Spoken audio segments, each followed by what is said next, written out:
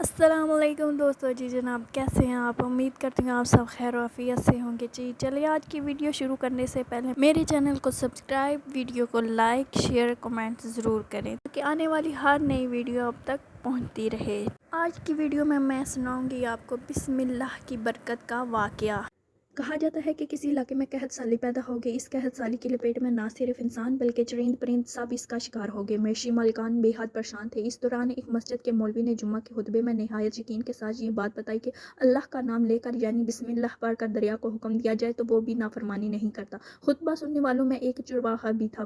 مولوی کی یہ بات اس کے دل میں اتر گئی اور اس بات پر اس کا یقین کامل ہو گیا۔ اس نے واپس آ کر اپنی بکریاں کھولیں اور سیدھا دریا پر چلا گیا۔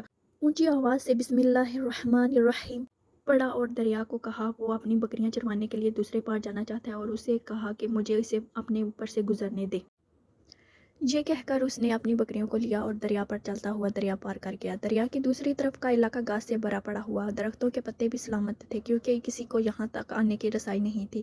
اس نے خوب اچھی طرح اپنی بکریوں کو سیر کروایا اور واپس لوٹ آیا۔ پھر یہ اس کا معمول بن گیا کہ وہ بکریاں پار چھوڑ کر واپس آ جاتا اور شام کو جا کر بکریاں واپس لے آتا۔ اس کی بکریوں کا وزن دگنا چگنا ہو گیا۔ لوگ چونکے اور اس سے پوچھا کہ وہ اپنی بکریوں کو کیا کھلاتا ہے۔ وہ سیدھا سادہ اور صاف دل نوجوان تھا۔ اس نے صاف صاف بات بتا دی کہ جناب میں تو بسم اللہ الرحمن الرحیم پڑھ کر دریا پر چل کر اپنی بکریاں دوسری طرف چروانے لے جاتا ہوں۔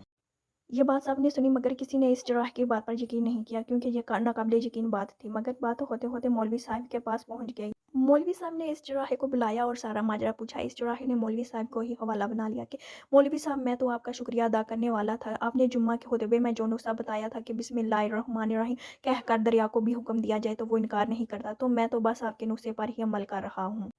مولوی صاحب حیرت سے اس کے چہرے کو دیکھتے رہے۔ مولوی صاحب نے کہا بھائی صاحب ایسی باتیں تو ہم ہر جمعے میں کرتے ہیں، فقط ان کا مقصد لوگوں کا ایمان بنانا ہوتا ہے۔ مگر بکریوں والا ڈٹا رہا کہ میں تو بس بسم اللہ الرحمن الرحیم کہہ کر پانی پر چلتا ہوں اور بکریوں سمیت پانی پار چلا جاتا ہوں۔ آخرکار مولوی صاحب نے صبح خود یہ تجربہ کرنے کی ٹھانی جسے دیکھنے چرواہے سمیت پورا علاقہ بھی آ گیا۔ مجمع زیادہ تھا۔ مولوی صاحب نے ایک دو بار سوچا کہ انکار کر دوں کہ وہ کہیں ڈوب نہ جاؤں، مگر وہ جو مولوی صاحب کو کندھے پر اٹھا کر لائے تھے اب بھی جوش و خروش سے اللہ اکبر کے نعرے لگا رہے تھے اور مولوی صاحب کے حق میں تعریفیں کر رہے تھے۔ آخرکار مولوی صاحب نے اپنے ڈر کو دور کرنے کے لیے ایک رسا منگوایا۔ پہلے اسے ایک درخت کے ساتھ باندھا، پھر اپنی کمر کے ساتھ باندھا، پھر ڈرتے ڈرتے ڈیلا ڈالا، بسم اللہ پڑھا اور دریا پر چلنا شروع ہو گیا۔ مگر پہلا ہی پاؤں رکھا تھا کہ پانی میں گر گئے۔ مولوی صاحب ڈبکیاں کھانے لگے اور پانی کے بہاؤ میں بہنا شروع ہو گئے۔ لوگوں نے کھینچ کر باہر نکالا۔ مولوی صاحب کی اس حرکت نے چرواہے کو پریشان کر دیا کہ مولوی صاحب کی بسم اللہ کو کیا ہو گیا ہے، کیونکہ اس کا یہ روز کا معمول تھا۔ اس کے اپنے یقین میں کوئی فرق نہ آیا۔ اس نے بسم اللہ کہہ کر بکریوں کو پانی کی طرف اشارہ کیا اور خود ان کے پیچھے چلتا ہوا پار چھوڑ کر واپس آ گیا۔ لوگ اسے ولی اللہ سمجھ رہے تھے اور اس کے حق میں نعرے لگا رہے تھے، مگر وہ سب سے بے نیاز سیدھا سادہ انسان تھا۔ وہ مولوی صاحب کے پاس پہنچا اور کہا مولوی صاحب میں آپ کی بسم اللہ کی تعریف سے کافی پریشان تھا، مگر اب پانی پر چلتے ہوئے مجھے آپ کی بسم اللہ کی بیماری کا پتہ چل گیا۔ اس چرواہے نے درخت سے بندھی رسی کی طرف اشارہ کیا اور کہا مولوی صاحب یہ ہے آپ کی بسم اللہ کی بیماری۔ آپ کی بسم اللہ کی برکت کو یہ رسا کھا گیا۔ آپ کو اللہ اور بسم اللہ سے زیادہ اس رسے پر بھروسہ تھا، لہٰذا اللہ نے بھی آپ کو رسی کے حوالے کر دیا۔